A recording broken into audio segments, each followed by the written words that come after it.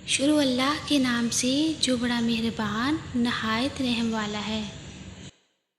جگر گوشائے رسول شہزادہ علی المرتضیٰ گلاب سیدہ فاطمہ سلام اللہ علیہ، جنتی جوانوں کے سردار سلطان کربلا امام علی مقام حضرت امام حسین کی ذات وہ پاک ہستی ہے جنہوں نے دین اسلام کی بقا کے لیے اپنے گھر بار مال و دولت حتیٰ کہ پیاری اولاد کو بھی قربان کر دیا۔ کہنے کو تو وہ پیاسے شہید کیے گئے، لیکن اگر امام حکم دیتے تو فرات بھی اپنا راستہ بدل لیتے۔ حور و ملائکہ کوثر لے کر کربلا میں حاضر ہو جاتے۔ فرشتے اگر غزوہ بدر میں آ سکتے تھے تو کربلا میں بھی آ سکتے، کیونکہ یہ وہی شہزادے ہیں نا جن کو حضرت محمد صلی اللہ علیہ وآلہ وسلم نے اپنا بیٹا کہا۔ کئی بار حضور کریم صلی اللہ علیہ وآلہ وسلم نے انہی شہزادوں کے لیے نمازیں چھوٹی کر دی۔ کئی دفعہ آپ صلی اللہ علیہ وآلہ وسلم نے خطبات چھوڑ دیے۔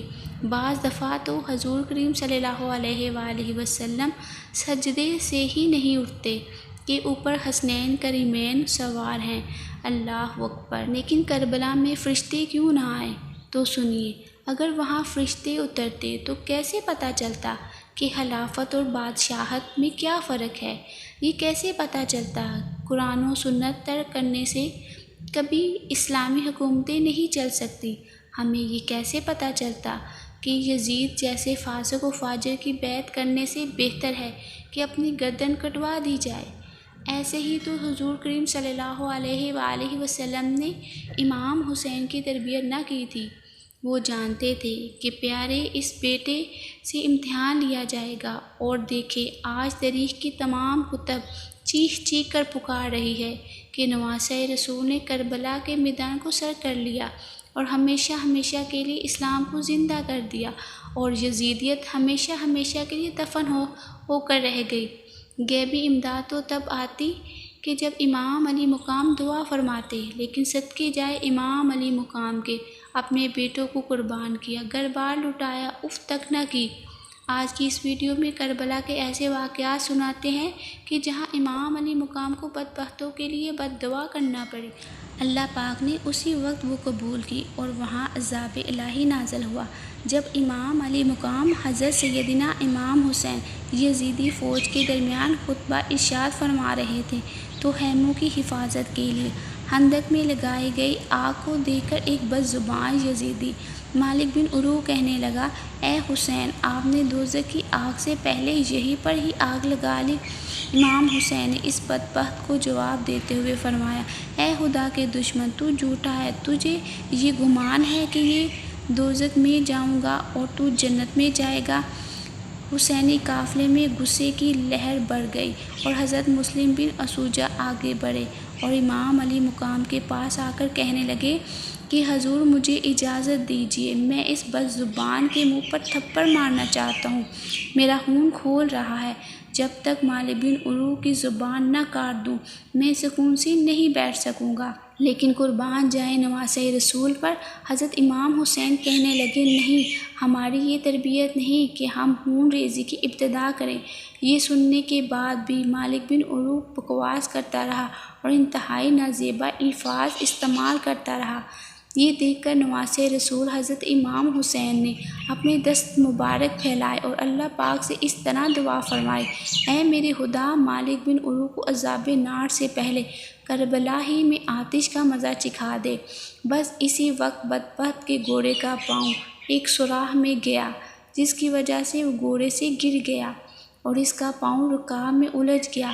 پھر گھوڑا اسے لے کر بھاگا اور آگ کے خندق میں ڈال دیا۔ اس پر امام حسین نے سجدہ شکر ادا کیا اور اللہ عز و جل کی حمد و ثنا بیان کرتے ہوئے بلند آواز سے، جسے دونوں لشکر سن سکے، دعا فرمائی، یا اللہ کریم، ہم تیرے حبیب صلی اللہ علیہ وآلہ وسلم کے گھر والے اور اولاد ہیں، ہم پر ظلم کرنے والوں کے ساتھ انصاف فرما۔ اسی دوران دشمنوں کی صف سے ابن شاذ نامی شخص نے کہا کہ آپ کو حضور سرور کائنات صلی اللہ علیہ وآلہ وسلم سے کیا نسبت ہے؟ آپ کیسے خاندان نبی ہیں؟ نسل اور خاندان تو بیٹے سے چلتا ہے اور آپ تو ان کی بیٹی کے بیٹے ہیں، اسی لیے ہمیں یہ کہہ کر دھوکہ مت دیں کہ آپ نبی کے وارث ہیں۔ اس کی اس بے ادبی کی وجہ سے حضرت امام حسین کو بہت تکلیف پہنچی، آنکھوں سے آنسو نکل آئے اور وہ بارگاہ الہی میں عرض گزار ہوئے، یا اللہ، ابن شاذ نے میری نسب پر جرح کی ہے اور یہ مجھے تیرے پیارے حبیب صلی اللہ علیہ وآلہ وسلم کا بیٹا تسلیم نہیں کرتا۔ یا اللہ، اس بد زبان کو فوری عذاب میں گرفتار فرما تاکہ کوئی بھی میرے نسب پر بات کرنے کی جرأت نہ کرے۔ اسی وقت اس خبیث اور بدبخت اور بے ادب کو قضائے حاجت کی ضرورت پیش آئی۔ وہ گھوڑے سے اتر کے ایک طرف بھاگا اور ایک درخت کے نیچے قضائے حاجت کے لیے برہنہ ہوا تو ایک زمین سے کئی سیاہ بچھو نکلے اور اس کی شرمگاہ میں ڈنک مارنے لگے۔ بس وہ اسی حالت میں نجاست آلودہ زمین پر گرا اور تڑپ تڑپ کر اس کی جان نکل گئی۔ امام حسین کا مستجاب الدعوات، جس کی دعائیں قبول ہوتی ہیں، کو دیکھ کر بھی ان بے باک اور سخت دلوں کو غیرت نہ آئی اور ایک مغرور نے امام حسین رضی اللہ تعالیٰ عنہ کے سامنے آ کر کہنے لگا کہ اے حسین، دیکھو تو دریائے فرات کیسے مجھے مار رہا ہے، مگر خدا کی قسم تم اس کا ایک قطرہ بھی نہ پی سکو گے، حتیٰ کہ تم پیاسے ہلاک ہو جاؤ گے۔ ابن کثیر لکھتے ہیں کہ ابھی یہ الفاظ اس خبیث کے منہ میں ہی تھے کہ اس مغرور شخص کا گھوڑا اسے گرا کر بھاگنے لگا، جس کو پکڑنے کے لیے اس شخص نے دوڑ لگائی، جس کے سبب اس پر پیاس کا غلبہ ہوا اور وہ پانی پانی کہنے لگا۔ اس کے ساتھیوں نے اسے پانی پلانا چاہا، لیکن ایک قطرہ بھی اس کی حلق سے نیچے نہیں اترا اور وہ مغرور شخص اسی شدت پیاس میں واصل جہنم ہو گیا۔ یہ سب واقعات نواسہ رسول کی شان و عظمت کو چیخ چیخ کر بیان کر رہے تھے۔ دشمنان اہل بیت کو یہ بتانا تھا کہ دیکھ لو کہ جو ایسے مستجاب الدعوات ہوں، اس کے مقابلے میں آنا اللہ پاک سے جنگ کرنا ہے، لہٰذا اس معاملے میں اللہ سے ڈرو۔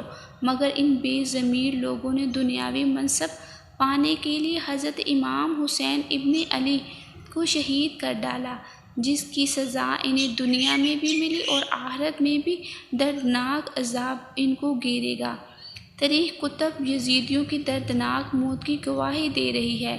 شمر کا سر گردن سے اتار کر کالا کر کے نیزے پر لگا کر پورے کوفہ میں گھمایا گیا اور اس کے در کو گولتے ہوئے تیل میں ڈالا گیا اور پھر جنگلی کتوں کو اس کا جسم کھلا دیا گیا۔ اسی طرح جب مختار ثقفی کی فوج کی جانب سے جنگ کے بعد یزیدی کے عراقی گورنر عبید اللہ ابن زیاد اور اس کے ساتھیوں کے سر کاٹ کر لائے گئے تو ان سروں کو ایک قطار میں مسجد میں لوگوں کی عبرت کے لیے رکھ دیا گیا۔ ایک سانپ جو سروں کے درمیان سے گزرتا ہوا عبید اللہ ابن زیاد کے نتنوں میں گھستا اور پھر اس کے منہ سے بار بار نکلتا رہا۔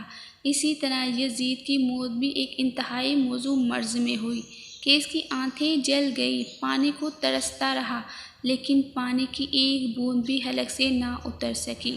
بے شک آل رسول صلی اللہ علیہ وآلہ وسلم کی اللہ پاک کی بارگاہ میں بے پناہ قدر و منزلت ہے۔ انہی کی دعاؤں سے بہت سے لوگوں کی بگڑیاں بن گئی۔